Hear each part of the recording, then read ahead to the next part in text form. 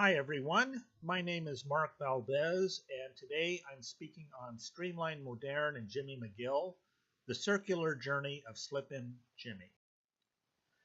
I noticed there were quite a few glass block windows in Better Call Saul, especially towards the end of Season 2, and I wondered what kind of story they were telling. Glass block windows are a hallmark of the Streamline Moderne style, popularized in the 30s and the last phase of Art Deco. Here are a few examples of the style, showing the aerodynamic or nautical streamlining of the style, with oftentimes with ships' railings or nautical portholes. Buildings with Streamline Moderne style have a horizontal emphasis, with rounded corners, prominent eyebrows, and parapets, often with white stucco finishes, but sometimes with pastel rays and vectors as well, together with glass block windows. The aerodynamic streamlining of the style can apply not just to buildings, but to locomotives, automobiles, and even commercial products like radios. So, how are glass block windows used in Better Call Saul? In the Chicago alley where Marco and Jimmy perfect their Rolex scam, we see a glass block window. We see a glass block wall in the hospital lobby where Chuck lies to Jimmy about their dying mother's last words. Slip-In Jimmy runs past this glass block window to observe his brother suffering his own slip and fall. The nail salon office has a glass block window. The composition of this image from the episode Uno closely resembles that of Salvador Dali's Corpus Hypercubus, and likely indicates the influence of Peter Gould with his painting background in Better Call Saul. Jimmy and Kim's new law office has many glass block windows together with a beautiful copper ceiling. And Gene's Omaha apartment has a glass block window as well. There are allusions to glass block windows, for example, in the folds of the Mylar space blankets that make up the Faraday cage that protects Chuck from electromagnetic radiation. So, what do glass block windows mean? I was reading about the first residence in Albuquerque to have glass block windows, the Kelvinator House. The architect, William Burke Jr., was influenced by the 13 futuristic model homes at Chicago's 1933-34 Century of Progress International Exposition. That exposition was ground zero for spread of the Streamline Moderne style around the United States and the rest of the world. And you see things at the exposition for the first time.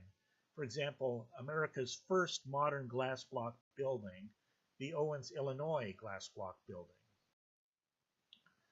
So, Vince Gilligan and crew are using glass block windows as a visual shorthand to represent Chicago. It could be any kind of Chicago link at all. Nevertheless, Vince Gilligan's real target is the Century of Progress, about which he seems to have a great many doubts and reservations. There's a direct reference to the Century of Progress exposition in the Chicago montage in the episode Marco at the end of Season 1 of Better Call Saul. We see a view of the Chicago lakefront from the Adler Planetarium, which sits on the grounds of the exposition itself. In 1933, 40 years had passed since the World Columbian Exposition of 1893, and the city was in bad need of a makeover. The city had just gone through the Al Capone tyranny, the St. Valentine's Day massacre, and the Great Depression as well. And so the centennial of the city of Chicago in 1933 offered a perfect opportunity for a fair. Jimmy McGill, with his glib superficiality, is the perfect child of Chicago's Century of Progress. Jimmy McGill is also in the tradition of Chicago's classiest strippers. In the episode Miho, they presented the It's Showtime Folks musical tribute to Chicago choreographer Bob Fosse. Bob Fosse, in turn, choreographed many tributes to Sally Rand and her famous fan dance. Sally Rand was the star of the Century of Progress exposition, much like Little Egypt had been the star of the 1893 exposition. And we remember Little Egypt today because she was the one who first introduced America to belly dancing. So, Streamline Moderne results from the combination of Art Deco with industrial design. But in the American Southwest, there's a second tradition of combining Art Deco with the Pueblo Revival style, such as you see at Davison, Maine.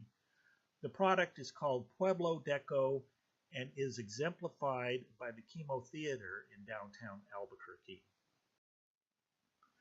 There is, in Pueblo Deco architecture, there's a characteristic archway that is an abstraction of Pueblo Revival post and lintel archways.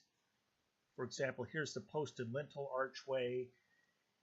In its abstracted form, you see it, for example, at the airport in the episode 4 Days Out. Anytime you see a Pueblo Deco archway in Breaking Bad, it signals some kind of a tragedy.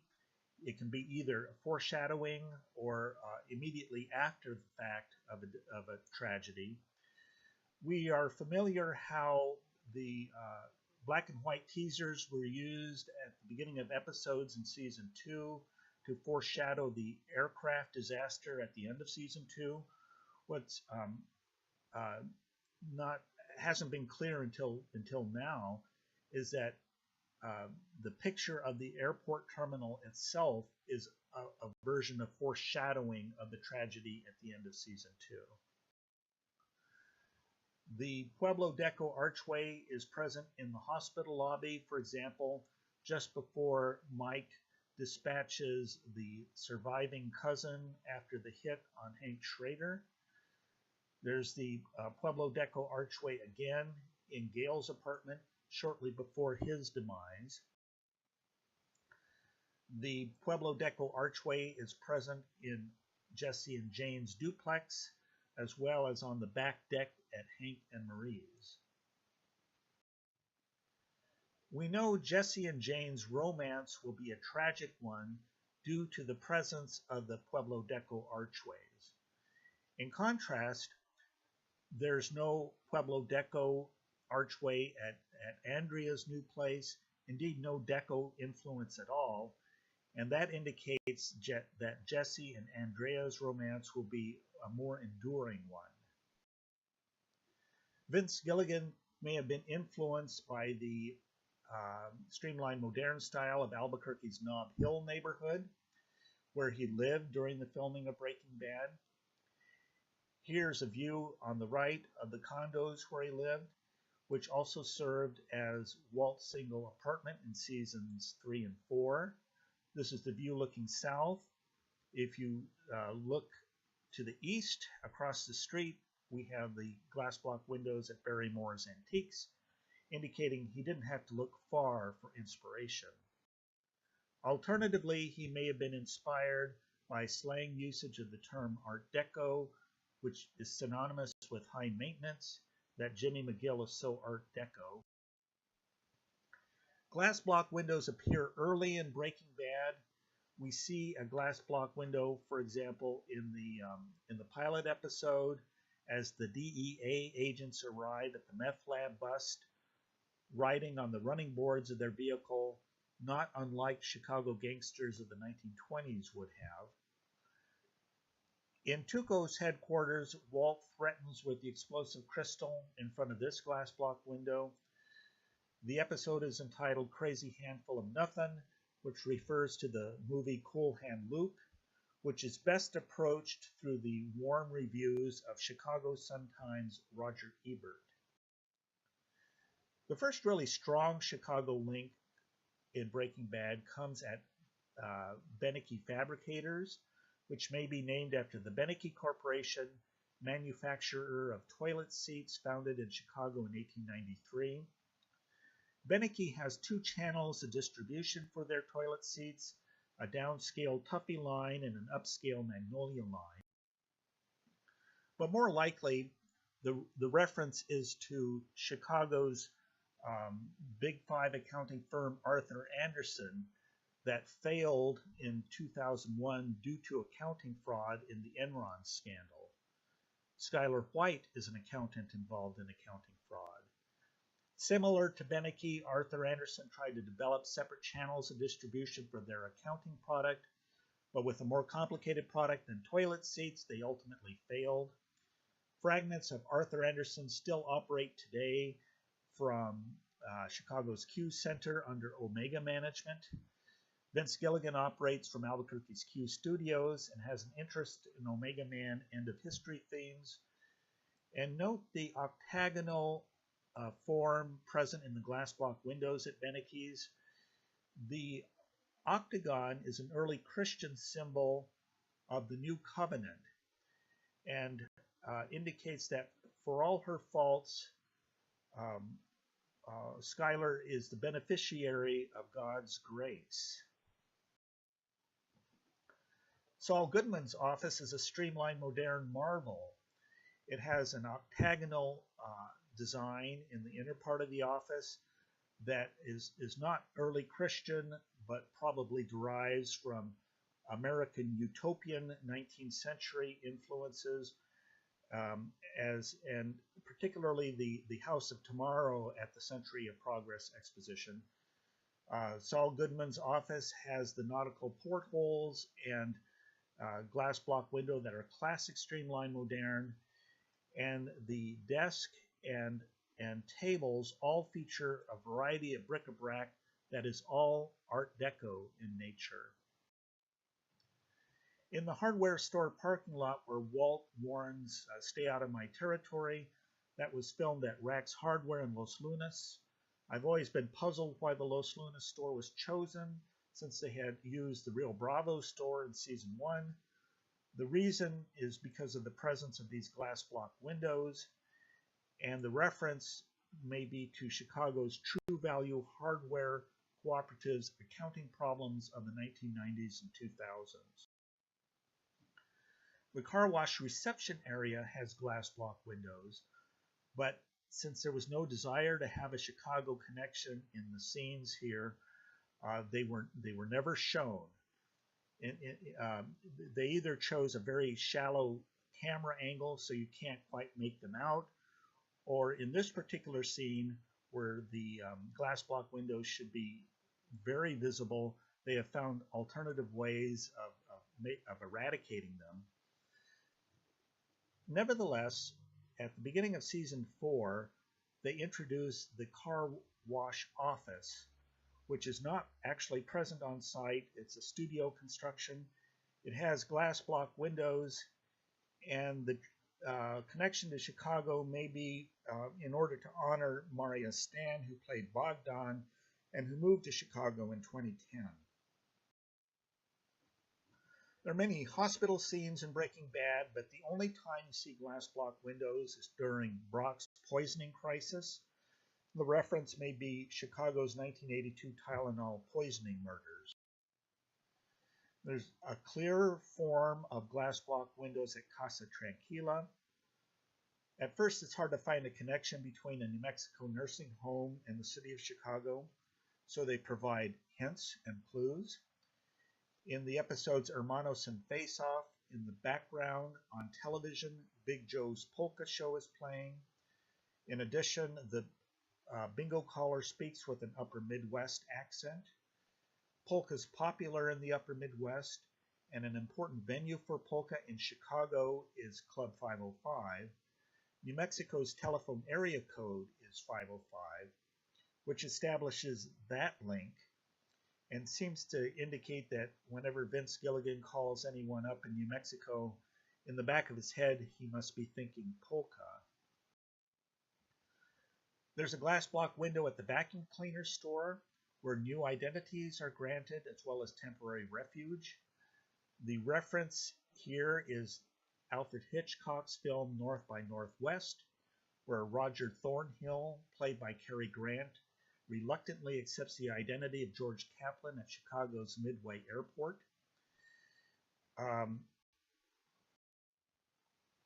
In the basement of the vacuum cleaner store, there's a tribute to the movie North by Northwest. Fans of the film have noticed that Cary Grant spends almost the entire movie on the left-hand side of the screen. The reason is because he preferred his right profile.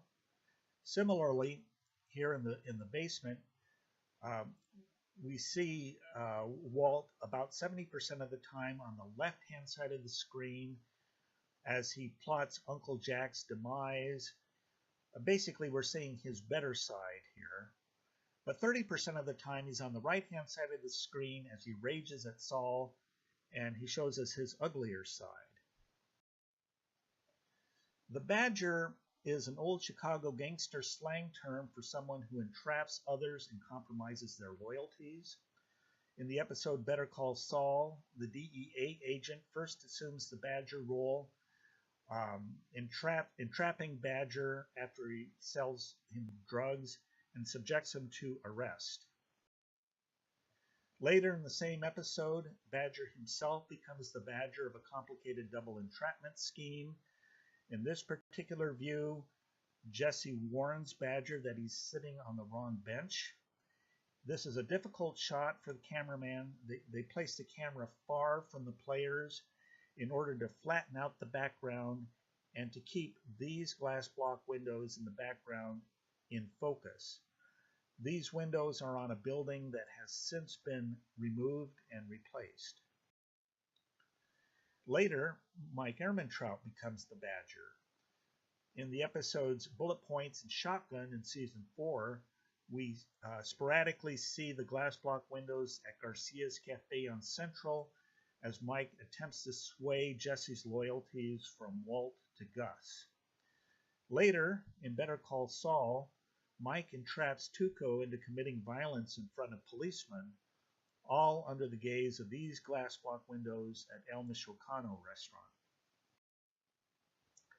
At the end of the episode End Times, we see a view of Central Avenue with two glass block windows visible.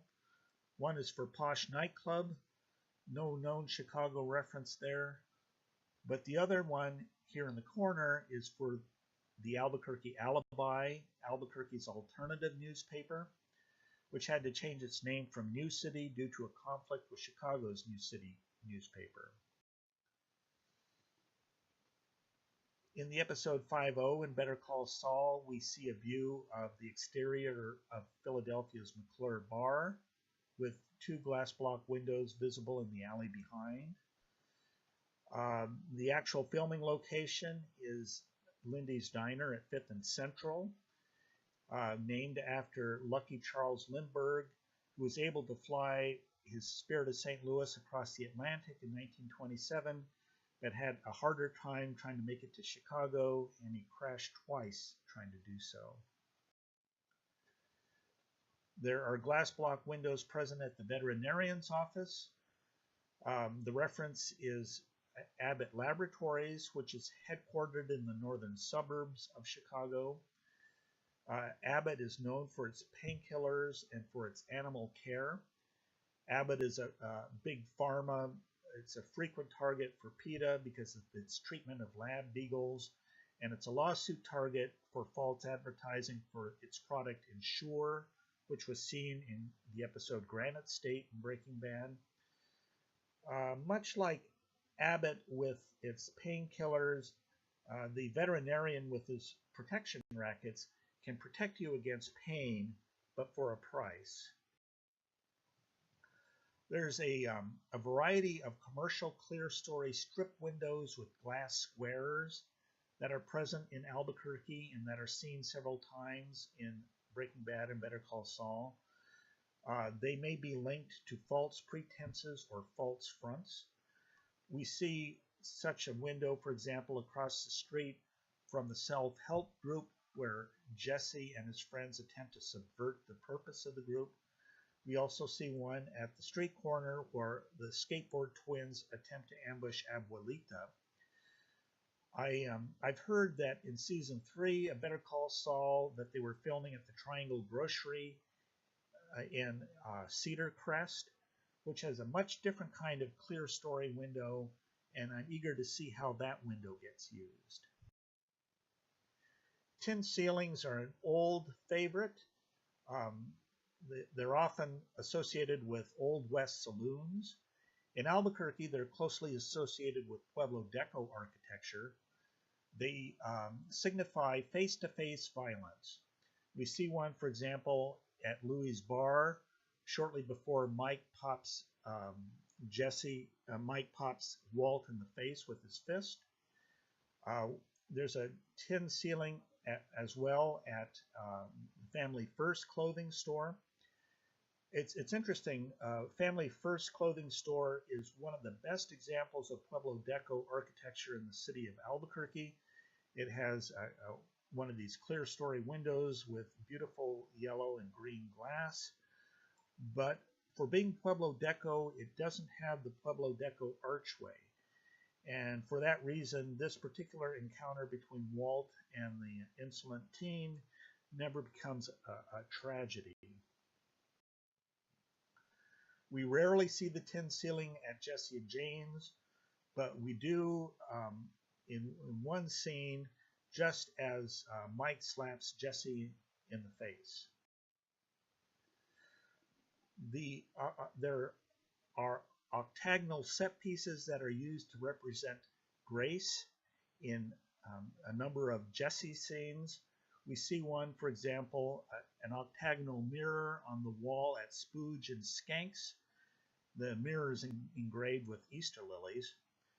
We also see in the park, after Jesse throws his money away, we find him on an octagonal piece of playground equipment with a jungle gym in the background that appears to have a very specific crystalline form, that of a snub cube octahedron, which I believe they chose simply because they liked the name.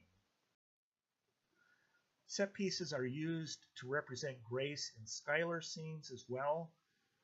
For example, in the diner scene where Hank tries to get Skylar to turn state's evidence against Walt, we see these beautiful octagonal glowing lamps. All the lamps in the diner are on except for the lamp directly above the booth where they sit, in a very poetic touch. The octagon is carried further into the architecture in Skylar's scenes, as mentioned with the windows at Beneke's, and also when the DEA agents interview Skylar in the episode Granite State, we get a view of the octagonal penthouse at the old Albuquerque Federal Courthouse, which is also Pueblo Deco in nature. And so we get kind of a blend of the tragic Pueblo Deco taint together with Christian grace. There are many Cartesian grids in Breaking Bad and Better Call Saul, but they're not used very often as props. And when they are used as props, they seem to have a specific meaning. Please help me to understand, or please clarify your meaning. And they are always seen in the context of questions. Here's a quick summary of what I've been presenting. I hope we see more of Jimmy McGill's youth in season 3 of Better Call Saul. There's the legacy of the 60s and 70s to consider. I noticed that the album cover for The Who's Tommy closely resembles a photo negative of a glass block window with a glowing grid and clear windows. Tommy is about transcendence. Jimmy is not. Jimmy is the anti-Tommy. Vince Gilligan may intend a comprehensive critique of the century of progress. Catholic thinkers have been trying to reconcile progress with original sin for more than a century. As a thinking Catholic, Vince Gilligan is familiar with these arguments. The Catholic philosopher who was most optimistic about the value of progress was Pierre Teilhard de Chardin, in part because he was a scientist as well as a philosopher. Teilhard believed that humanity was evolving towards a final unity he called the omega point. What does Vince Gilligan believe? Vince believes the omega point is a spinning Cinnabon in Omaha, and that the omega man, Mel Rodriguez from the TV show The Last Man on Earth, is spinning cons in a Chicago bar. The inoperative switch at Davis and Maine may be a reference to the Omega-13 device in the 1999 Star Trek tribute movie Galaxy Quest. In that movie, the Omega-13 is a device with an unknown function. Ship's crew are reluctant to turn it on. When they do as a last resort, it throws the spaceship back in time 13 seconds. In contrast, the switch at Davis and Maine is presented as an idle curiosity, not a last resort. The sign warns not to turn off the switch. Presumably the switch works in the opposite direction from the Omega-13, and when Jimmy turns it off for 18 seconds, it throws the law firm into the future by 18 seconds. But 18 seconds were going to transpire anyway, therefore the switch is useless, the omega point has no point, and progress itself is an illusion. We are approaching the end of Chicago's second century of progress. Glass block windows signify the tension between the promise of the century of progress and the past Jimmy can't escape. No matter how much progress he makes, he'll remain Slippin' Jimmy forever. Streamline Moderne implies travel, people in motion. Jimmy is in constant motion, but seems to be going in circles. And as St. Augustine notes, the wicked walk in a circle. In closing, here's a picture of Shark Carr from the 2016 Burning Man celebration in northern Nevada. Shark Carr is a perennial visitor at Burning Man. It returns every year with a different finish. In 2016, it returned with an Airstream finish, and I thought to myself, that's Saul Goodman's ride. And that's my presentation. Thank you very much for your time and attention.